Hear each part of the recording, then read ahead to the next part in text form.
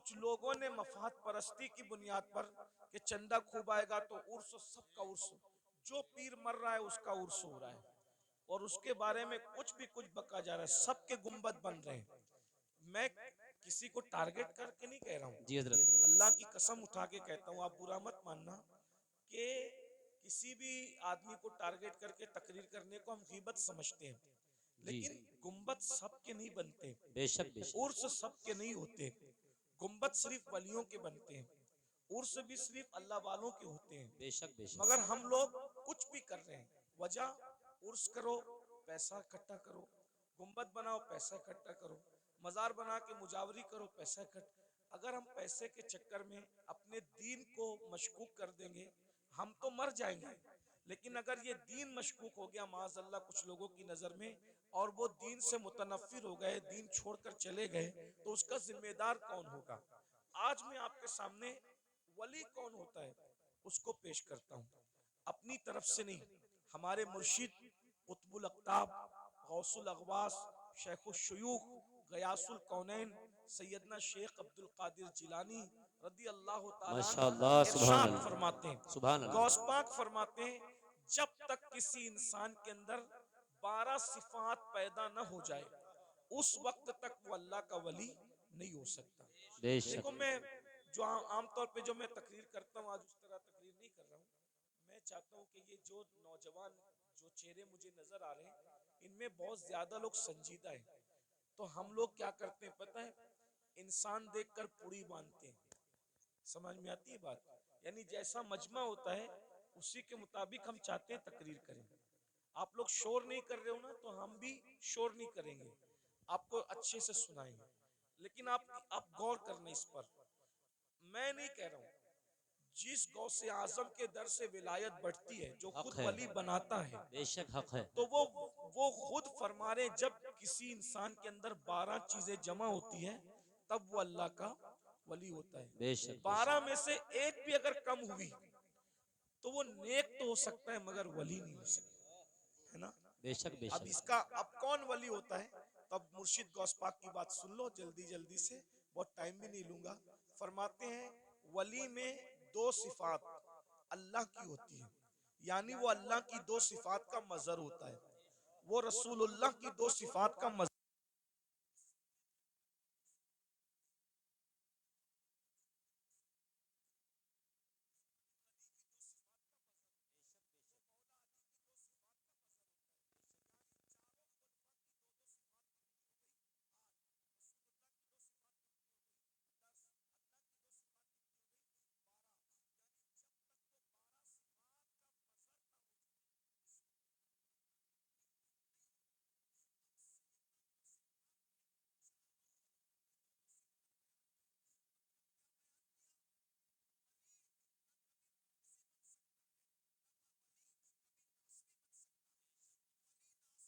बन सकता, राबसी भी नहीं बन सकता। बेशक। जो वली बनेगा वो अहले सुन्नत व जमात में से बने। क्या बात है हजरत, इसलिए माशाअल्लाह कि माशाअल्लाह। नासबी की अहले बैत से नहीं जमती है, जी जी जी नासबी जी। की अहले बैत से नहीं जमती, और राबसी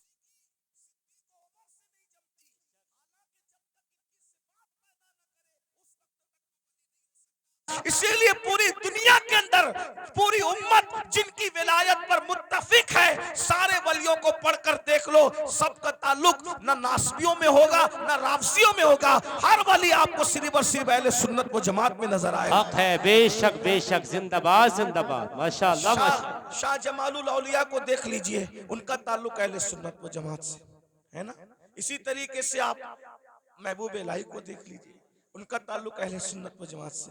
इसी तरह कुतुबुद्दीन बख्तियार काकी को देख लीजिए, उनका ताल्लुक अहले सुन्नत व जमात से।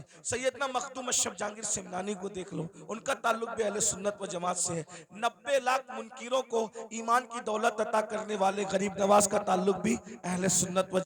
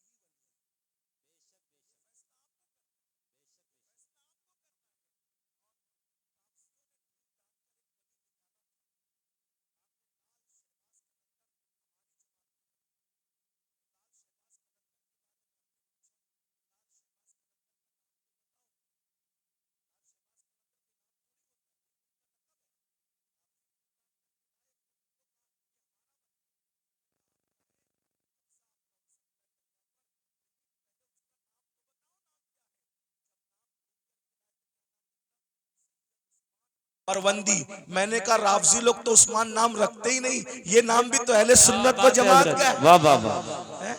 ये नाम भी तो अहले सुन्नत व जमात का है। तो लाल शहबाज कलंदर सैयद बादशाह जरूर है, लेकिन उसका नाम भी क्या है? उस्मान है। और उस्मान नाम आपको कभी राफजियों में नहीं मिलेगा। अबू बकर नाम आपको सुन्नी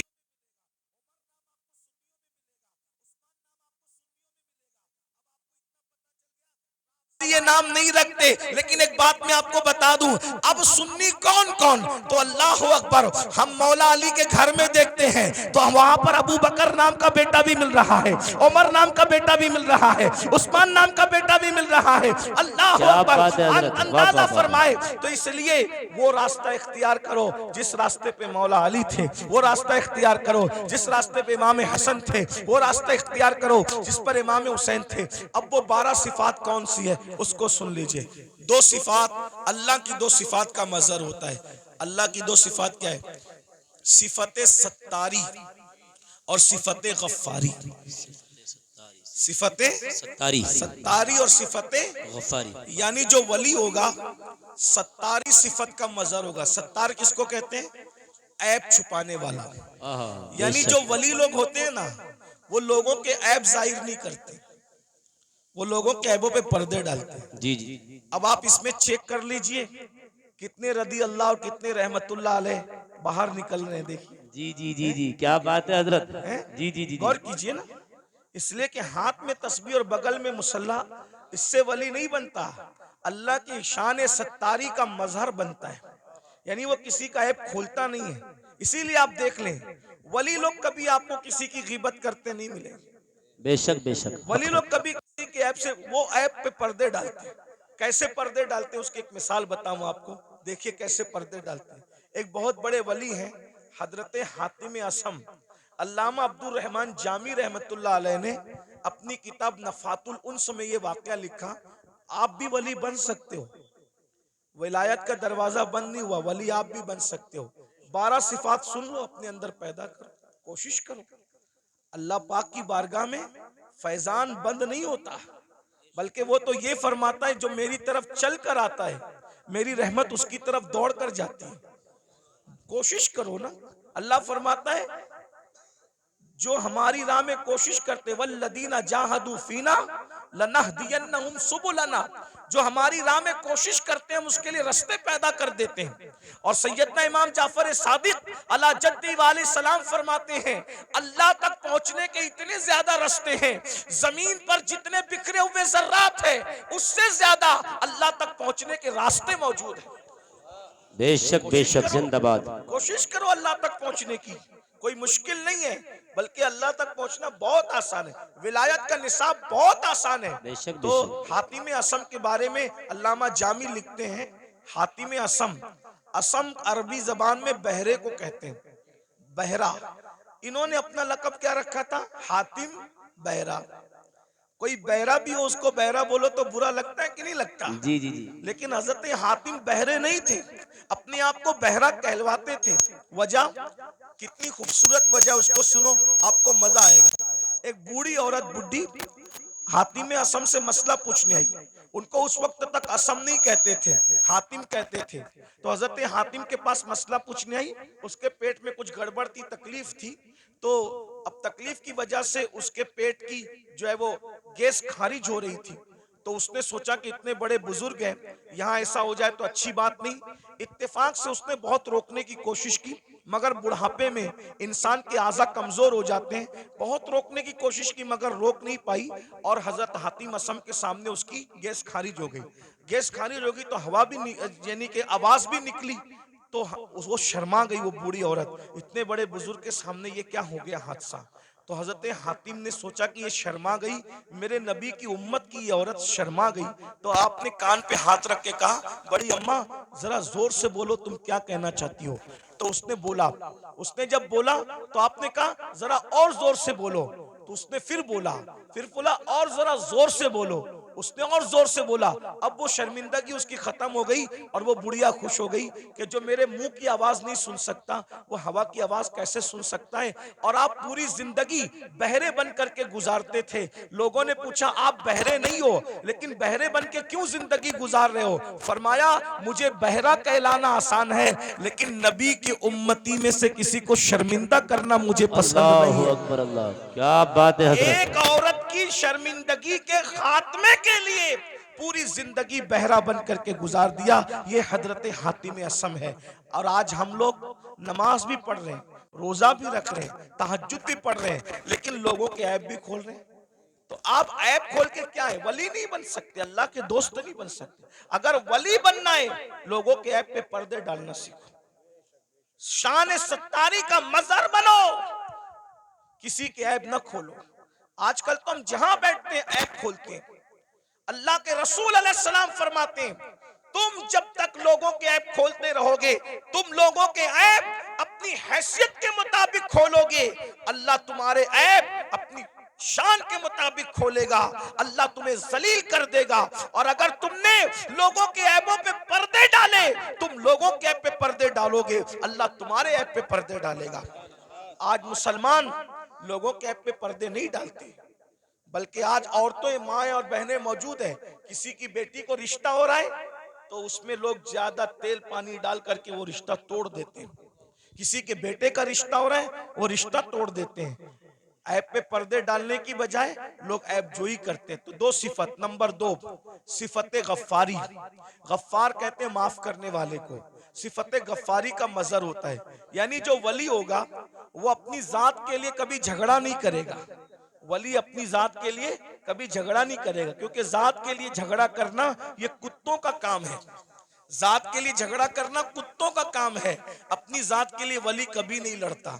अब आपसे पूछता हूं, आज हम अपनी जातियात के लिए कितना लड़ते हैं? कितना लड़ते हैं?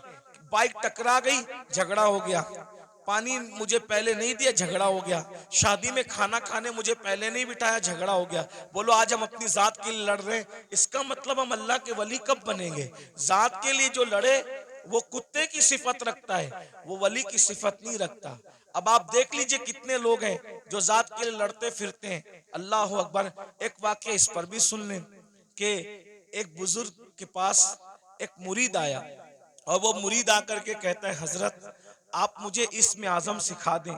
अगर आपने मुझे इस्म आजम सिखा दिया तो मैं उस इस्म आजम के जरिए से बहुत काम लूंगा। इस्म आजम क्या है उसको सुन लें। इस्म आजम कहते हैं उस अल्लाह के उस नाम को अगर मुर्दे पे पढ़ दो तो मुर्दा जिंदा हो जाए, जिंदे को पढ़ के घूर दो तो जिंदा मर जाए। इस्म आजम की बड़ी बरकत है। फरिश्ते पढ़ते पढ़ते पलक के झपकते आसमान पे जाते हैं और आसमान से जमीन पे आते हैं। तो चूंकि इस्म आजम बहुत बड़ी चीज है, सूफिया ने इसको छुपा रखा है, अल्लाह ने भी इसको छुपा रखा है। ये सबको नहीं बताया जाता, जो उसका हकदार होता है उसी के दिल पर इल्का किया जाता है। तो मुरीद अपने पीर से कहता है इस्म आजम सिखा दे।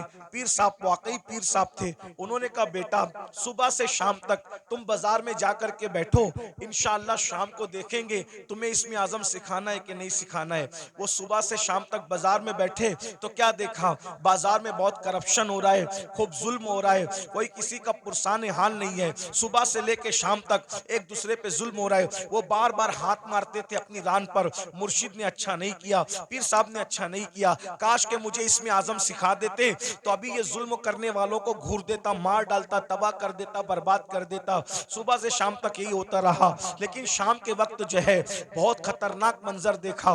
मंजर ये देखा 80 साल के एक बड़े मियाँ, एक बुढ़ा 80 साल का, वो अपने सर पर लकड़ियों का गट्टा रख करके लाया जंगल से और ला करके जैसे ही कहा लकड़ियां ले लो भाई, लकड़ियां ले लो। 80 साल के बड़े मियाँ लकड़ी बेच रहे थे। उतने में सिपाही आए, आने के बाद चाबुक जमीन पे मारा, कहे बुड्ढे उठा ये लकड़ी और हमारे घर पहुंचा और सुन तुझे कोई पैसे नहीं मिलेंगे।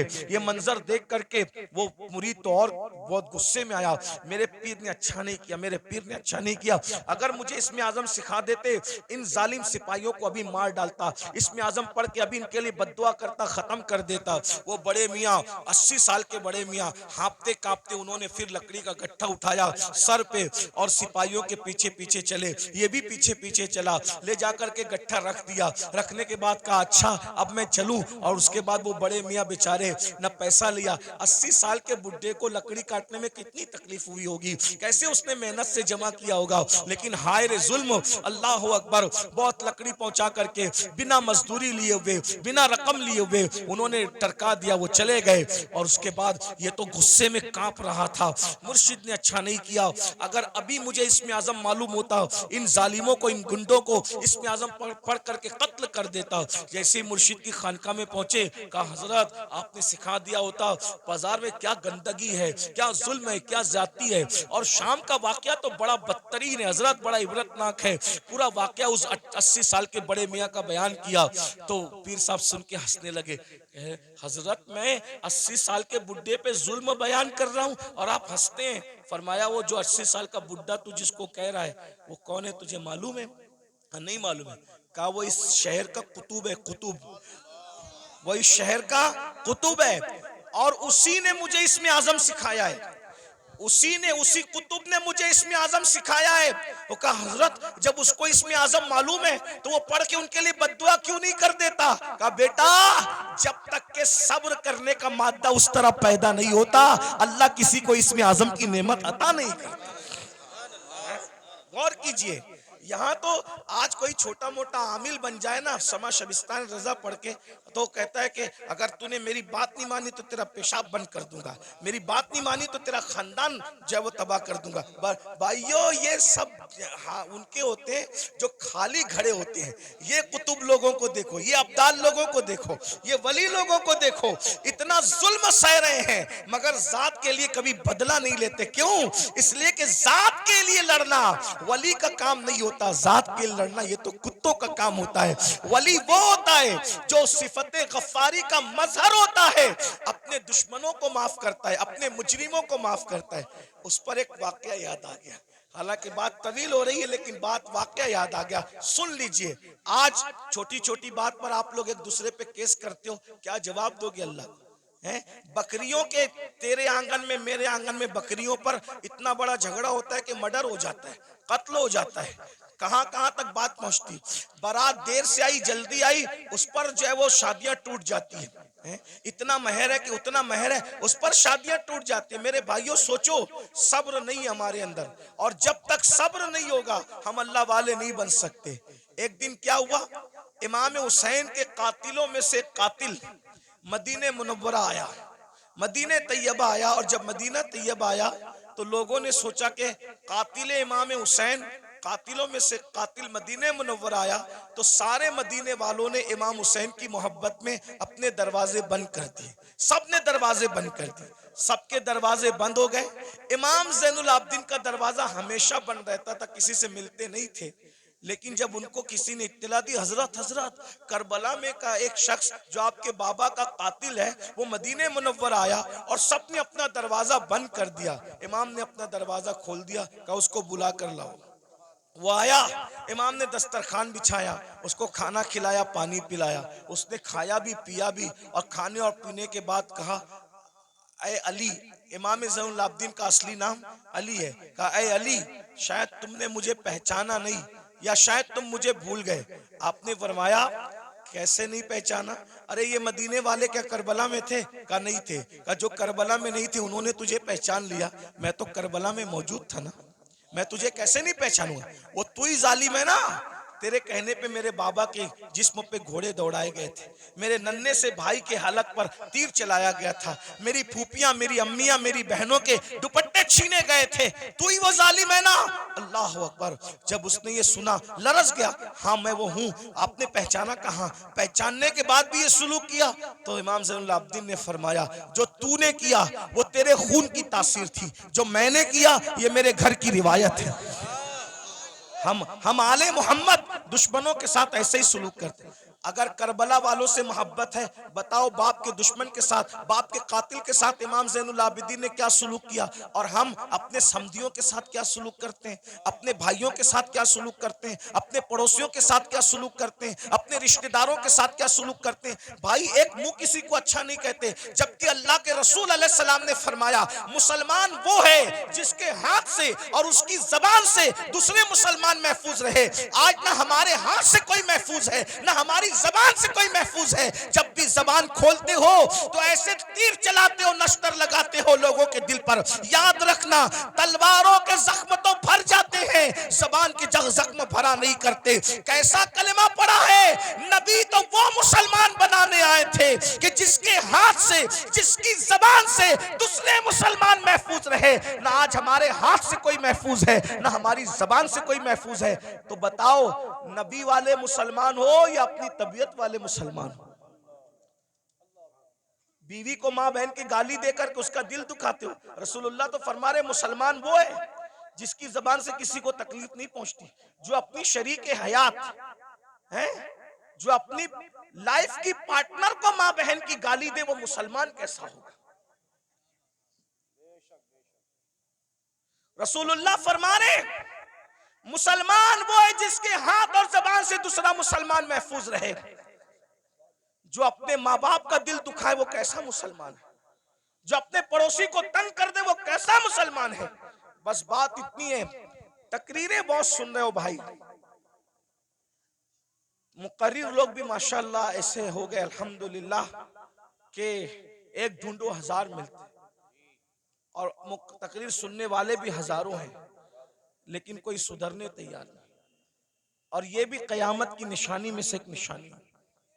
अल्लाह के रसूल अलैहिस्सलाम ने फरमाया लोग दीन सुनने जमा होंगे, दीन पर अमल करने जमा नहीं होंगे। सुनिए, गौर से सुनिए, तवज्जो है। लोग दीन सुनने जमा होंगे, लोग दीन सुनने जमा होंगे, दीन पर अमल करने जमा नहीं होंगे। देख लीजिए,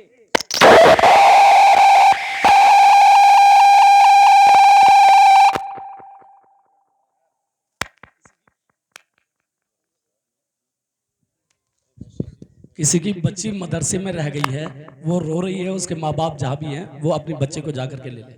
वो रो रही है, छोटी सी बच्ची।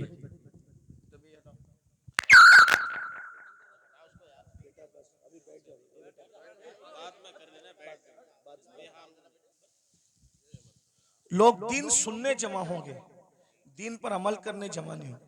मैं कोई गुस्से में नहीं, लेकिन आपको एक बात कहता हूं, जरा गौर करना, जरा ध्यान देना। आज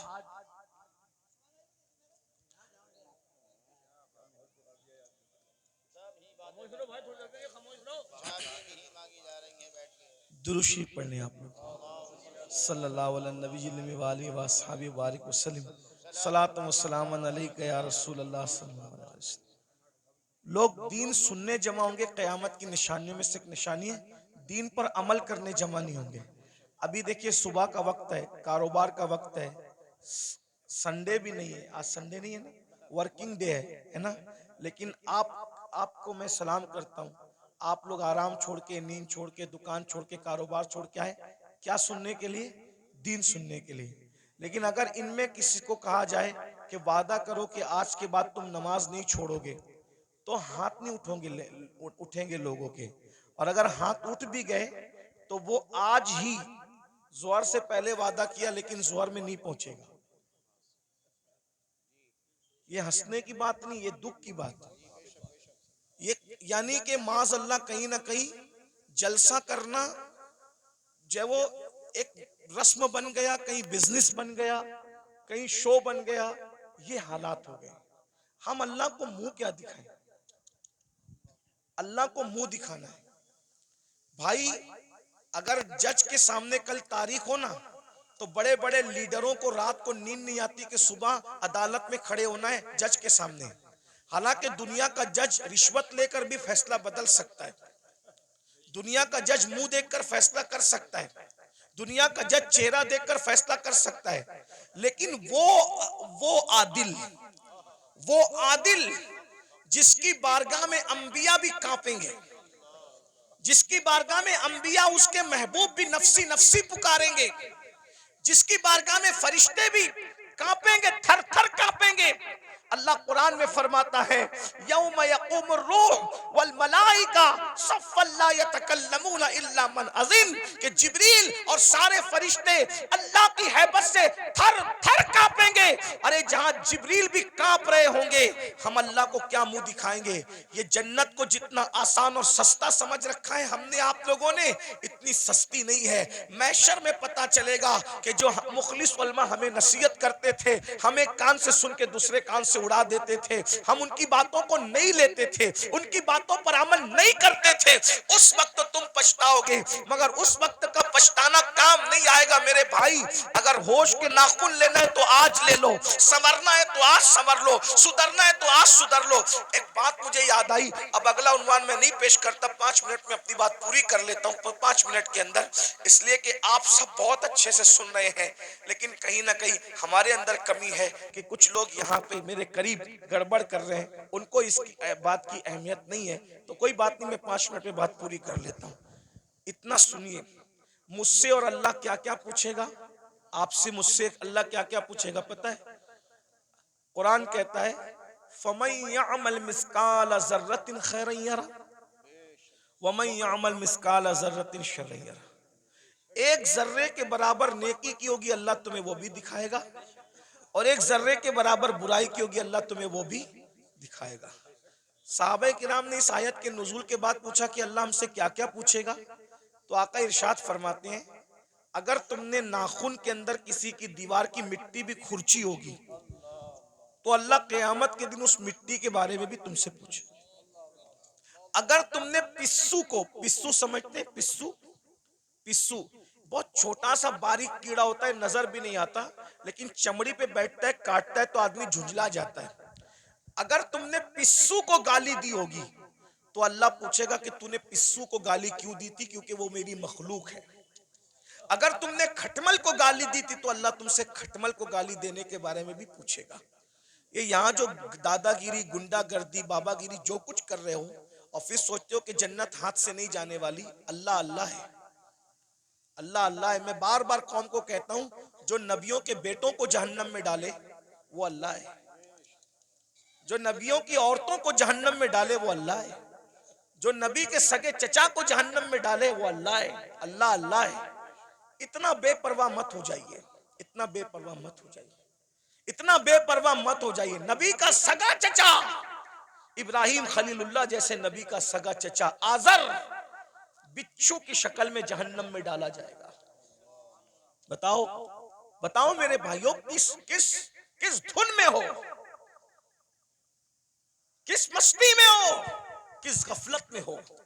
नूह अलैहिस्सलाम की एक बीवी जहन्नम में डाली जाएगी, नूह की बीवी, उलुल आज़्म पैगंबर की बीवी जहन्नम में डाली जाएगी। ये बहनें क्या समझ रही है कि कलमा पढ़ के जन्नत शरीफ मिल जाएगी? कुरान कहता है क्या तुम ये तसव्वुर करते हो कि तुमने कहा कलमा पढ़ा और तुम्हें आजमाया नहीं जाएगा? तुम्हें आजमाया जाएगा और रोज आजमाया जा रहा है। फजर की सर्दी में तू अपनी जान से प्यार करके सोता पड़ा है, या अल्लाह की मोहब्बत में ठंडे पानी से वुजू करके तू मुसल्ले पे खड़ा है, आजमाया जा रहा है। आज अपनी जान की मोहब्बत में सर्दी में नरम नरम बिस्तर पर सोने वालों, जहन्नम में जलने के लिए तैयार हो जाओ। क्या समझते हैं? जो लोग आपको ये कहते हैं ना, काश के कोई बुरा ना माने, और अगर किसी को दीन हक की बात सुनने में बुरा लग जाए तो लगता रहे। बहुत कुछ सोचकर बना हूं मौजे दरिया का हरीफ, वरना मैं भी जानता था आफियत साहिल में है। एक कड़वी कसेली बात सुनने के लिए हिम्मत इसीलिए जुटाता हूं कि पूरी दुनिया मुझे गाली दे, लेकिन सिर्फ मेरा अल्लाह और मेरा रसूल मुझसे खुश हो जाए बस। जो पिया को भाई अख्तर वो सुहाना राग है, जिससे ना खुश है पिया वो रागनी अच्छी नहीं। जो आपको जलसों में कहते हैं ना, इनका चेहरा देखो और जन्नत में जाओ, इनका चेहरा देखो जन्नत में जाओ, अमीनुल कादरी का चेहरा देखो जन्नत में जाओ, ये शैतान ने इनकी फिक्र को अगवा कर लिया है। वो तुम्हें जहर दे रहे हैं, जहर। कोरोना का वायरस इतना खतरनाक नहीं है, बदअमली और बदअकीदगी के बाद भी जन्नत का टिकट बांटने का वायरस इतना खतरनाक है। कोरोना किसी को होगा तो वो अकेला मरेगा।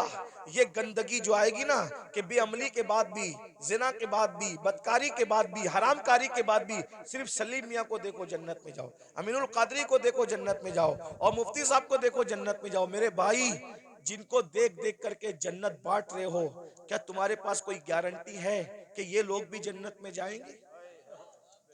हैं? बताओ ना। खिलवाड़ न करो।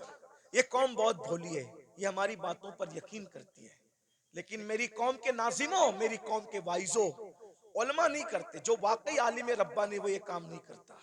उसको पड़ी नहीं एक प्रोग्राम की, कोई बुलाए तो बुलाए, कोई नहीं बुलाए तो बुलाए।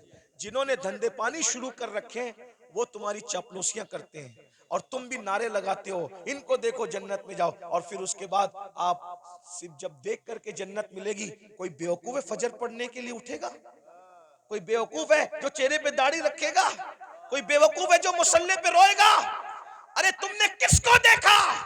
सलीम मियां का नाम इसलिए ले रहा हूं कि ये मेरा भाई है, बुरा नहीं मानेगा मेरा भाई, मैं जानता हूं, अब मेरा हक है। आपने सलीम मियां को देखा ना, आपने अमीनुल कादरी को देखा, आपने मुफ्ती साहब को देखा ना। आओ मैं उसकी बात करूं जिसने सलीम मियां को नहीं, सलीम मियां के जद्दे करीम को देखा। किसको? किसको? खुदा को देखने वाली जो आंखें हैं वो मुस्तफा जाने रहमत की आंखें हैं। सैयदना फारूक आजम ने रसूलुल्लाह को देखा, बार बार देखा, हर बार देखा, जंग में देखा, अम्न में देखा। अरे उमर तो ऐसे नमाजी थे कि पहले सब में नमाज पढ़ते थे, फिर भी हालत नमाज में कंकियों से नबी का चेहरा देखते थे। ऐसा नबी को देखने वाला, ऐसा नबी को देखने वाला। लेकिन जब उसी उमर इब्ने खत्ताब का आखिरी वक्त आया, उसी उमर इब्ने खत्ताब का, कौन उमर जिसका जिक्र तौरात में है, जिसका जिक्र इंजील में है, जिसका जिक्र कुरान में है, जिसके मशवरे की ताईद में कुरान की 22 आयतें नाजिल हुई है। मेरे भाइयों, 22 आयतें। ये जो वत्तखिज़ु मिन मकाम इब्राहीम मुसल्ला किसकी आयत, किसकी ताईद में आई? फारूक आजम की ताईद। जब रसूलुल्लाह ने काबे का तवाफ किया, काबे का तवाफ किया, सुन लो उमर कौन है, हमसे सुनो सैयदों से उमर कौन है, फारूक आजम कौन है? अल्लाह अकबर। फारूक आजम कौन? जब रसूलुल्लाह ने काबे का तवाफ किया तो सहाबा से मशवरा किया कि वाजिबुत तवाफ जो नफिल नमाज है कहाँ पढ़ी जाए। सहाबा का दिल खुश करने के लिए किसी ने कहा काबे के अंदर पढ़िए, किसी ने कहा हतीम में पढ़िए, किसी ने कहा यहाँ पढ़िए, किसी ने कहा वहां पढ़िए। फारूक आजम ने कहा या रसूल अल्लाह, जहाँ आपके दादा इब्राहिम अलैहिस्सलाम के कदम का निशान है वहां पर आप नमाज अदा कीजिए। अभी उमर ये कह रहे थे कि जिब्रील आ गए, कहने लगे वत्तखिज़ु मिन मकाम इब्राहीम मुसल्ला, जहाँ आपके दादा इब्राहिम के कदमों का निशान है उसको अपना मुसल्ला बना लीजिए। शराब की हुर्मत की बात फारूक आजम के मशवरे की ताईद में, पर्दे की बात फारूक आजम के मशवरे की। और कौन फारूक आजम? जिसके बारे में कहा मेरे बाद अगर कोई नबी होता उमर इब्ने खत्ताब होता। कौन फारूक आजम? जब फारूक आजम आ रहे हैं, जिब्रील अलैहिस्सलाम रसूलुल्लाह की बारगाह में मौजूद हैं, तो जिब्रील ने फारूक आजम को देख के मुस्कुराया। मेरे सरकार ने कहा क्यों मुस्कुरा रहे हो जिब्रील? हुजूर आपका यार उमर आ रहा है। तो आका ने फरमाया क्या मेरे उमर को आसमान वाले भी पहचानते? मेरे उमर को आसमान वाले भी पहचानते? तो जिब्रील अलैहिस्सलाम कहते हैं हुजूर जमीन वालों से ज्यादा उमर को आसमान वाले पहचानते हैं।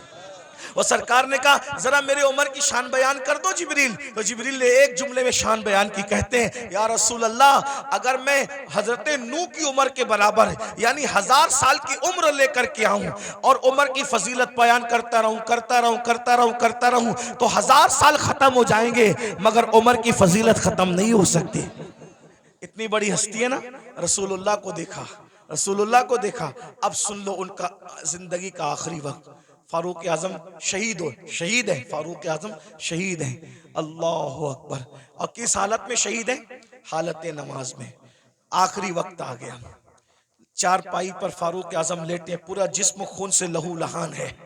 फारूक आजम लहू लहान है पूरा जिस्म। फारूक आजम अपने बेटों से कहते हैं, मेरे बेटो, मेरे बच्चों, तुमने मेरी फर्मा बरदारी की, मैंने जो कहा तुमने मेरी बात मानी, अल्लाह ने मुझे फर्मा बरदार औलाद अता की, आज मेरी फर्मा बरदारी करोगे आखिरी वक्त में? लोगों बच्चों ने कहा जी हुजूर जरूर करेंगे। फरमाया एक काम करो, मुझे चारपाई से उठा के जमीन पे डाल दो। देखो ये फारूक आजम के आखिरी लम्हात है, ये उनकी आजिजी है, ये उनकी इनकिसारी है, ये उनका इखलास है। जन्नत का कहाँ ख्वाब देख रहे हो भाइयों? ना वुजू आता है ना गुसल आता है। 2 रकत नमाज जुमा पढ़कर ऐसे भागते हो जैसे स्कूल की छुट्टी होने पे स्कूल के बच्चे भागते हैं। भाइयों जरा सोचो ना, जरा गौर करो ना, जरा गौर तो कीजिए, अपने आप पे रहम कर लीजिए। हम में से कोई अल्लाह के अजाब को बर्दाश्त करने की ताकत नहीं रखता, हम में से कोई जहन्नम का सामना करने की ताकत नहीं रखता। मत अब धोखा दीजिए अपने आप को, मत फरेब कीजिए अपने आप से, अपनी आखिरत को तबाह मत कीजिए। वो मुसलमान बनिए जैसे हुजूर मुसलमान बनाने आए थे। सैयदना फारूक आजम फरमाते हैं, मुझे चारपाई से उठाकर जमीन पे डाल दो। जब जमीन पे डाल दिया गया तो फारूक आजम खाक पर अपने चेहरा रगड़ने लगे और रोकर कहते, अल्लाह उमर की बख्शिश कर दे। उमर की जिसको रसूलुल्लाह ने जन्नत की बशारत दी उसकी जिंदगी का एंड ये है। उमर की, ये उनका खौफ खुदा है, ये उनकी आजिजी है, ये उनकी इनकिसारी है। अल्लाह उमर की बख्शिश कर दे, मगफिरत कर दे। रो रहे हैं, मैं उमर क्या जवाब दूंगा तेरी बारगाह में, उमर क्या हिसाब देगा तेरी बारगाह में। इधर का चेहरा रगड़ते हैं, इधर का गाल रगड़ते हैं और अल्लाह की बारगाह में कहते हैं मुझे माफ कर दे, मेरे बुढ़ापे पे रहम कर दे। किसी ने कहा अमीरुल मोमिनीन, आप तो वो है ना, आप वो हैं कि आपने इतना फतुहात, इतने फतुहात किए, ये काम किया दीन का, ये काम किया दीन का, ये काम किया दीन का। सर उठा के कहते हैं, ओ मनकबत पढ़ने वाले खामोश, ये मनकबत पढ़ने का टाइम नहीं। क्या कहा? ये मनकबत पढ़ने का टाइम नहीं है। और हम तो माइक पर अपनी फजीलत सुन के खुश होते हैं, जबकि वो सही भी नहीं होती, झूठ झूठ होती है, झूठ झूठ होती है। अस्तगफिरुल्लाह, बहुत सारे नाजिम लोग 25,000 20,000 सिर्फ झूठ बोलने का लेते हैं। उस कौम को बर्बादी से कौन रोक सकता है जो कौम झूठ बोलने के लिए 25,000 रुपया देती है? आना सलीम मियाँ की करामत गढ़ के बयान करना 25,000 लोग, अमीनुल कादरी की करामत बयान करना 25,000 लोग, मुफ्ती साहब के बारे में बताना, इन जैसा तो आलिम रब्बानी जो है वो 200 साल में हुआ ही नहीं है, ये सब कहना। अरे सुनने वालों, तारीफ सुनने वालों, अल्लामा शरफुद्दीन यहिया मनीरी कहते हैं, दुनिया में जितना बड़ा दावा करेगा कयामत के दिन उतनी बड़ी दलील अल्लाह को पेश करनी पड़ेगी। बताओ मेरे भाइयों, कहाँ हो? जलसों का मिजाज बदल दिया तुम लोगों ने, सब चौपट करके रख दिया। दीन जलसों में नहीं होगा तो कहाँ होगा? फारूक आजम की जो मनकबत पढ़ी जा रही थी वो कोई नाजिम नहीं पढ़ रहा था, वो सच्ची मनकबत थी। अरे जिसकी मनकबत कुरान पढ़े उससे बड़ा वली कौन हो सकता है? अल्लाह अकबर। लेकिन फारूक आजम ने रोक दिया, फरमाया ओ मनकबत पढ़ने वाले, ये मनकबत पढ़ने का टाइम, चुप रहे, खामोश रहे और मैं जो कर रहा हूं मुझे करने दे। और फिर सर उठाकर लोगों से कहा, लोगों तुम मेरी मनकबतें पढ़ते हो, सुनो। उमर तो बस इतनी तमन्ना रखता है अल्लाह की बारगाह में, अल्लाह ना मुझे कोई सवाब दे, जुमले सुनो फारूक, अल्लाह ना मुझे कोई सवाब दे, ना कोई मर्तबा दे, ना कोई मकाम दे, और ना मुझे अजाब दे, ना जहन्नम में डाले, वो मुझे बराबर सराबर ऐसे ही छोड़ दे तो उमर समझेगा कि उमर कामयाब हो गया। ये फारूक आजम की आजिज़ी है। और हम कहाँ है, किधर है? भाइयों तौबा करो, रमजान शरीफ करीब आ रहा है, इरादा करो एक भी रोजा नहीं छोड़ूंगा, सारे रोजे रखूंगा। इरादा करो तरावी नहीं छोड़ूंगा, पूरी तरावी जमात के साथ पढ़ूंगा, नमाज पाबंदी से पढ़ूंगा। अभी से तौबा करो, माहौल बनाओ, जहन बनाओ। और अगर आप दीन के करीब नहीं आए भाई, ऐसे ही आप आवारा गर्दी करते रहे, हराम लुकमा खाते रहे, गुनाह करते रहे, फिल्में देखते रहे, किसी का कुछ नहीं बिगड़ेगा। आप अपनी आखिरत को बर्बाद करोगे, तबाह करोगे। जब अल्लाह नबी की बीवी को उठा के जहन्नम में डाल सकता है, नूह अलैहिस्सलाम की बीवी की शक्ल में, अगर वो हमें जहन्नम में डालेगा कौन बचाएगा, कौन रोकेगा? बताइए ना। नूह अलैहिस्सलाम अपनी बीवी को बचाएंगे? बोलो नहीं बचाएंगे, बीवी को नहीं बचाएंगे। क्यों? इसलिए कि नबी जानता है जिसमें अल्लाह की रजा उसमें मेरी रजा है। नबी जानता है जिसमें अल्लाह की रजा उसमें मेरी रजा। इब्राहिम अलैहिस्सलाम अपने चचा को बचाएंगे? नहीं बचाएंगे। जिसमें अल्लाह की रजा उसमें मेरी रजा।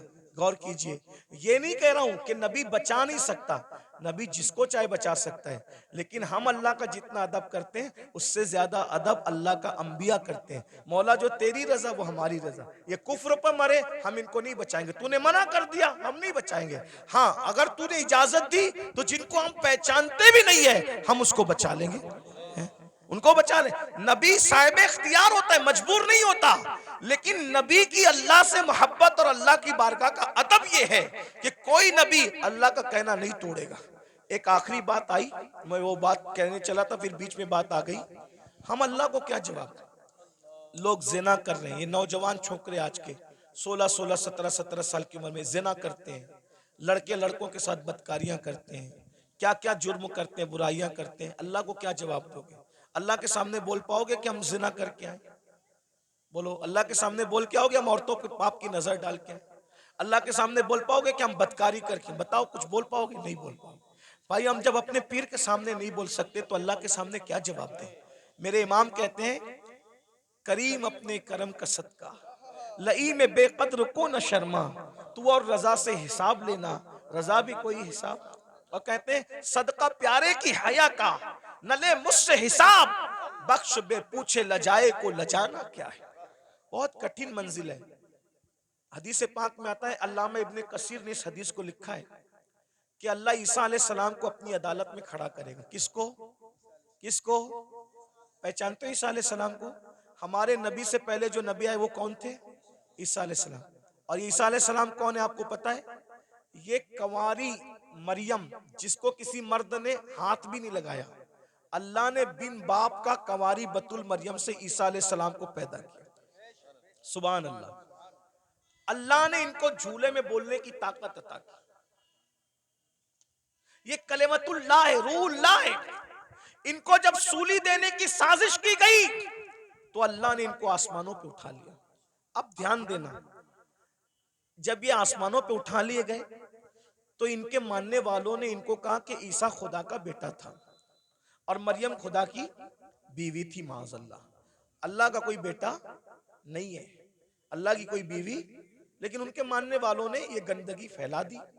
तो अल्लाह उन मानने वालों ने जो गंदगी फैलाई ना, उस गंदगी के खात्मे के लिए, यानी अल्लाह हजरत ईसा से हिसाब लेने के लिए नहीं, तवज्जो, अल्लाह जानता है कि ईसा पाक है, मासूम है, उन्होंने कोई कसूर नहीं किया, लेकिन मैदान महशर में ईसाइयों को, क्रिश्चियन को रुस्वा करने के लिए, ईसाइयों को रुस्वा करने के लिए अल्लाह हजरत ईसा को अपनी अदालत में खड़ा करेगा। और अपनी अदालत में खड़ा करके अल्लाह पूछेगा कि ऐ ईसा, क्या तुमने इन ईसाइयों को, अपने मानने वालों को यह कहा था कि तुम अल्लाह के बेटे और तुम्हारी मां अल्लाह की बीवी है? तुमने ये बात कही थी? एक अल्लाह कौन सा सवाल करेगा? एक। हालांकि वो खुद बयान कर चुका कुरान में कि ईसा ने ऐसी कोई बात अलैहिस्सलाम नहीं कही, बयान हो गया सब। लेकिन वहां ईसाइयों को रुस्वा करने के लिए और शान ईसा को बताने के लिए कि ईसा अलैहिस्सलाम का दामन इस गंदगी से पाक है, अल्लाह पूछेगा तुमने ये बात कही थी ईसा? एक सवाल, अल्लाह सिर्फ एक सवाल करेगा ईसा जैसे पैगंबर से, उस मासूम से। तो मेरे आका की हदीस है, इसी एक सवाल पर ईसा अल्लाह से इतना डर जाएंगे कि उनके हर हर बाल से खून की फुहार निकलेगी, हर हर बाल से खून की फुहार। अल्लाह ने मुझसे सवाल कर लिया, मैं जवाब क्या दूं? अब बताएं, जब मासूम से अल्लाह सवाल करे तो उनके बाल बाल से खून की फुहार निकलेगी। पूरी जिंदगी हमने नमाज नहीं पढ़ी, अल्लाह पूछेगा तूने नमाज क्यों नहीं पढ़ी थी? क्या जवाब होगा? हैं? क्या जवाब? रात के 3-3 बजे तक गंदी फिल्में देखते थे, क्या जवाब होगा? दोस्ती लड़कों से इसलिए करते थे कि उनके साथ बदकारी करें, कौमे लूत का अमल करें। आका फरमाते हैं, जे कौमे लूत का अमल करने वाले लोग जिस बस्ती में रहते हैं, बस्ती वालों को मालूम है, मना नहीं करते, अल्लाह उस बस्ती पर एक दिन में 36 मरतबा लानत नाजिल करता है। कौमे लूत का अमल करने वाला कहीं भी मरेगा, वो अपनी कब्र में नहीं रह सकता, फरिश्ते उसको उठा के ले जाके वहां फेंक देते जहां कौमे लूत पे अजाब आया था। भाइयों अपनी आखिरत ये दुनिया है। एक गालिब ने इसीलिए कहा था, डुबाया मुझको होने ने, न मैं होता तो क्या होता। सारा तो होने का झगड़ा है, इसलिए अब दुनिया में आ गए हो, सुधरो, तौबा करो, अल्लाह से डरो, अल्लाह के कानून के मुताबिक जिंदगी गुजारो। अल्लाह हम सबको तौफीक अता फरमाए। और आप सबको ये बात देखो, किसी भी जलसे में जाओ, चाहे मैं आऊं, चाहे कोई भी आलिम आए, कोई पीर आए, ये जो आप लोगों के अंदर ये आदत पड़ गई ना सेल्फी की, ऐसे धक्का दे करके कहते हो फोटो करो, अदब कहाँ गया? मेरा अदब मत करो, मैं तो कोई काबिल ही नहीं, मेरी अपनी बात नहीं कर रहा हूं। लेकिन जो अल्लाह वालों को ऐसे कोनी मार करके ऐसे सेल्फी ले रहे हो, इस सेल्फी से क्या होगा? पहले के लोग, इन बूढ़ों से पूछो, अल्लाह वालों से मिलते थे तो दुआ कराते थे, दुआ करा। क्यों? हजारों साल की मेहनत जहां नहीं पहुंचाती, वहां अल्लाह वालों की दुआ पहुंचाती है। और आप लोग दुआ नहीं लेते। ये शैतान का दाव है आप लोगों पे कि दुआ से रोकने के लिए तुमको सेल्फी में मुब्तला कर दिया। और आप लोग सेल्फी, मोबाइल, हर जगह मोबाइल, हर जगह मोबाइल, सेल्फियां ले। क्या करोगे सेल्फी लेके? क्या फायदा है सेल्फी लेने का? मैं अभी हराम और नाजायज की बहस में नहीं पढ़ रहा हूं, लेकिन इतना कहता हूं, फायदा क्या? बताइए क्या कर रहे हो? अल्लाह वालों का अदब करो, अदब सीखो। इनकी अदब की नजर पड़ेगी। वो एक गुलाम था जिसका नाम शमसुद्दीन था। शमसुद्दीन नाम का एक गुलाम था, लड़का था, बगदाद में गुलामी करता था बादशाह की। बादशाह ने कहा कि जा और जा करके फुला काम कर। तो उसने बादशाह से कहा, आपका अरबी घोड़ा मुझे दे दो तो मैं काम जल्दी से निपटा के आ जाऊं। तो जैसे ही अरबी घोड़े पे चला तो देखा एक चबूतरे पे, ओटे पे 3 वली बैठे हैं। एक वली का नाम है हमारे मुर्शिद शेखुशयूख, शेखुशयूख शेख शहाबुद्दीन उमर सोहर वर्दी। एक वली है शेख नजमुद्दीन कुबरा। एक वली है हमारे मुर्शिद कुतुबुल अक्ताब सैयदी कुतुबुद्दीन बख्तियार काकी। तीनों बैठे। वो लड़का था शमसुद्दीन नाम का। देखा वली लोग नीचे बैठे, मैं ऊपर घोड़े पे, फौरन नीचे उतर गया, जूते हाथ में लिया। जितनी देर तक वो वली लोग नजर आए, घोड़े पे नहीं बैठा, उनके अदब में झुक के सलाम किया, आगे बढ़ा। सरकार कुतुबुद्दीन बख्तियार काकी की जबान से दुआ निकल गई, वो देखो दिल्ली का बादशाह जा रहा है। क्या कहा? वो देखो दिल्ली का बादशाह जा रहा है। किसी ने लुकमा दिया, हजरत वो दिल्ली का बादशाह नहीं, वो मैं पहचानता हूं, वो लड़का है शमसुद्दीन बादशाह का गुलाम है। कहा जो हमारा अदब करे और वो हमारी जबान से निकल जाए दुआ, फिर अल्लाह उसको रद्द करे, ऐसा नहीं होता। हमने कह दिया दिल्ली का बादशाह, तो जब तक ये मरेगा नहीं तब तक दिल्ली का बादशाह बनेगा नहीं है। उस वक्त तक मौत नहीं आएगी जब तक दिल्ली का और दुनिया ने देखा ख्वाजा कुतुब की जबान से दुआ निकली, अल्लाह ने कैसे पूरी किया। वो गुलाम से आजाद हुआ और दिल्ली का बादशाह बना। उसी बादशाह को दुनिया सैयदी शमसुद्दीन अल्तमश के नाम से जानती है। दुआ लो, दुआ लो। ये जो हंगामा का माहौल रहता है, इधर धक्का दे उधर धक्का दे, ऐसा मत करो। हमें कोई बुरा नहीं लगता, हम आपस में डिस्कस करते हैं, तुम लोग जो करते हो मोहब्बत में करते हो। लेकिन हमारी मोहब्बत में आप मजमे को धक्का देते हो। जहाँ 40 मोमिन जमा होते हैं, उसमें एक अल्लाह का वली होता है। मुझ गुनेगार से मिलने के लिए आप किसी वली को धक्का दे दोगे तो अल्लाह तुमसे भी नाराज हो जाएगा और मुझसे भी नाराज हो सकता है। इसलिए भाई अगर हजर अस्वद चूमने की बात हो तो धक्का दे के हजर अस्वद नहीं चूम सकते, तो धक्का दे के किसी से मुसाफा कैसे कर सकते हैं? ये सब आपको सीखना होगा, डिसिप्लिन। कल रात भी ऐसा हुआ और होता ही रहता है। ऐसा लगता है जैसे झगड़ा हो रहा है, ऐसा लगता है जैसे झगड़ा हो रहा है। अब ये क्लिपें चलेगी, आप तो मोहब्बत में मिलने तड़प रहे हो, लेकिन अगर कोई हुकूमत को ये पहुंचा दे कि देखो ये जलसों में ये लोग झगड़ा करते हैं, तो क्या ये क्लिपें आपके जलसों के बंद करने का सबब नहीं बन सकती हैं? बोलेंगे तुम लोग तो झगड़ा, आप झगड़ा नहीं कर रहे हो, लेकिन भाई जो वो मुखालिफिन को तो एक बहाना चाहिए ना कुछ भी काम हुकूमत से करवाने का। तो आप यही महफिल नहीं जिसमें मैं हूं, वही नहीं, कोई महफिल हो, आप डिसिप्लिन का मुजाहरा करें। आपको देखकर ऐसा लगे यार ये लोग इतने डिसिप्लिन वाले हैं, तो इनके आका के जो सहाबा होंगे उनके पास कैसा डिसिप्लिन होगा, वलियों के पास। अभी सैयद सलीम मियां साहब मुझे कह रहे थे नाश्ते पर कि यार दुबई में कैसी महफिल थी यार, सब सन्नाटे में सुन रहे थे। तो मैंने कहा भाई आपको सीखना होगा। देखो अपने को आज तक जो हुआ मामलात मेंटेन करने होंगे, माहौल बनाना होगा। और मैं आप मुंतजिमिन से कहता हूँ स्टेज पे सिर्फ उलमा को बिठाया करो। ये जो स्टेज का मेयार आपने खराब किया है ना मुंतजिमिन ने, फला सेठ भी बैठ रहा है, फला सेठ, ये सेठ लोगों को कुर्सी दो नीचे, समझे। हर जगह सेठों के बिठाने की नहीं होती। जिसका जो हमारे दादा मुर्शिद हुजूर मुफ्ती आजम के दौर में कभी कोई दाढ़ी मुंडा कोई सेठ इस स्टेज पे बैठ नहीं सकता। स्टेज पे सिर्फ उलमा बैठते थे। एक शायर साहब दाढ़ी मुंडे स्टेज पे आ गए, सरकार मुफ्ती आजम ने उनको कहा जब तुम रसूलुल्लाह की शरीयत का एहतराम नहीं कर सकते तो तुम्हें मिंबर रसूल पे बिठाया नहीं जा सकता। यानी वो लोग अच्छा बुरे का कोई वो कि किसी को अच्छा लगे तो लगे, जिसको बुरा लगे तो शरीयत एक नंबर पर है, अल्लाह की रजा एक नंबर पर है। वो ऐसे लोग थे। लेकिन आज हम लोग क्या है, कोई चंदा दे रहा है ज्यादा तो हमने दिन का कानून तोड़ दिया उसके लिए। ये सब अच्छी बात नहीं करो, ये सब इससे नुकसान होगा। फिर कोई भी स्टेज पे चढ़ के आता है, ये स्टेज की बात नहीं कर रहा हूँ मैं, जनरल बात कर रहा हूँ। आप इनसे बदजन मत होना, इस जलसे वालों से, जनरल बात कर रहा हूँ। तो ये सब मत करो। जिसका जहां मकाम है, उलमा जहां बैठते हैं उलमा बैठे, सेठ लोग मुखैर लोग जहां बैठते हैं उनको कुर्सी दे के बिठा दो, सियासी लीडर आना है उनको कुर्सी दे के बिठा दो, सबको इज्जत दो। मैं ये नहीं कह रहा हूं किसी को जलील करो, सब हुजूर का जो उम्मत है वो इज्जत के काबिल है। लेकिन जो कुर्सी पे बैठे उसको कुर्सी दे दो, अच्छे से बिठा दो। स्टेज पे सिर्फ उलमा रहे, मुतशर्रा रहे। और जो मेरे स्टेज पे बैठे हुए लोग हैं उनसे भी कहता हूँ आप लोग भी फोटो वोटो न खींचिए। देखो हमारे बुजुर्गों ने फरमाया कि अगर आलिम दीन अगर जो है वो सुन्नत तर्क करेगा तो पब्लिक फर्ज पढ़ना छोड़ देगी, समझे।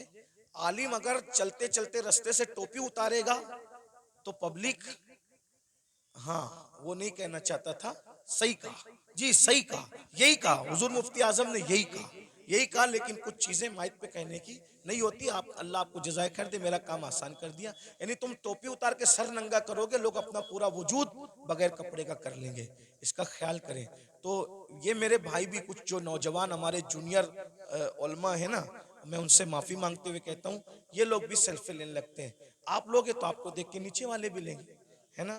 तो मैं आपको ये नहीं कह रहा हूँ कि मैं कोई फतवा देने आया, कोई साहिब फतवा आदमी नहीं हूँ, लेकिन कम से कम महफिल के तकद्दुस का ख्याल करो। और हम जो करेंगे हमारी कौम भी वो करेगी। अब मैं देखना चाहता हूँ कि आज से इस महफिल में कितना बदलाव आता है। अगर बदलाव आया तो समझ लूंगा कि मुझे दोबारा आना चाहिए इस तरफ, और अगर नहीं बदलाव आया तो समझ लूंगा कि गला सुखा कर कोई फायदा नहीं है ना। तो अभी हमें समझ में आ जाएगा। अब आगे का प्रोग्राम आप सुने, क्या प्रोग्राम है आगे। अच्छा वहाँ ये सलीम इजाजत। अस्सलाम वालेकुम वरहमतुल्लाहि वबरकात। अल्लाह तबारक व तआला